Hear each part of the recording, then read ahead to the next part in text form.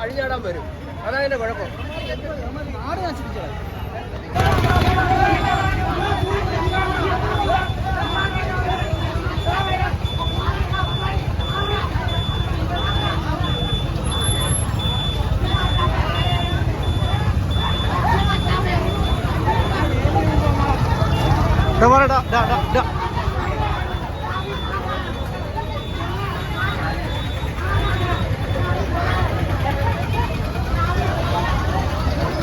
വിദ്യാർത്ഥികളുടെ കൂട്ടത്തല്ല് സഹികെട്ട നാട്ടുകാർ ചൂരലെടുത്തു.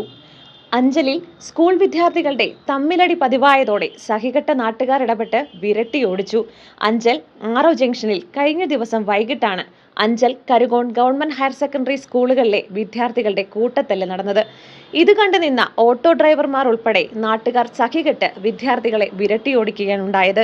മിക്ക ദിവസങ്ങളിലും ഇവിടെ വിദ്യാർത്ഥികൾ തമ്മിൽ തല്ലാറുണ്ടെന്നും യാത്രക്കാർക്കും കച്ചവടക്കാർക്കും ഇത് ബുദ്ധിമുട്ടായി തീർന്നെന്നും കൂടുതൽ പോലീസ് അധികൃതർ വൈകുന്നേരങ്ങളിൽ ഇവിടെ ഉണ്ടാകണമെന്നും നാട്ടുകാർ അഭിപ്രായപ്പെടുന്നു.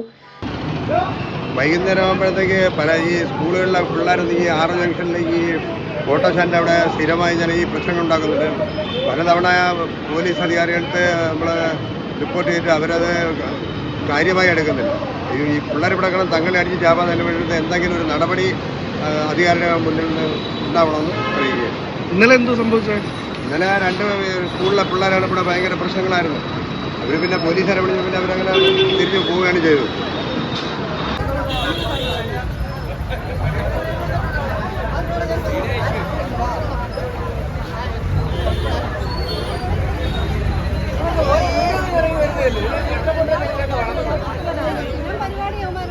സ്ഥിരം പരിപാടി എവിടെ ഒരു അടിയുണ്ടാക്കുന്നത്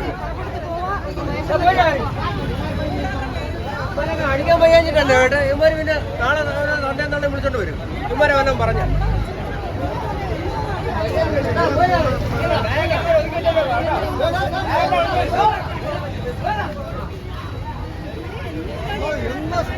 പരിപാടിയായിട്ടൊന്നും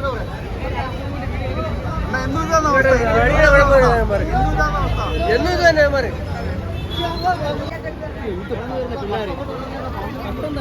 എന്തിനാ അടി കൊടുത്തത്? മിക്ക ദിവസങ്ങളിൽ ഇതാ സ്ഥിതിയല്ലേ? ഞാൻ ആദ്യമായിട്ടാ കാണുന്നത്. പോലീസ് റിപ്പോർട്ട് ചെയ്യണം.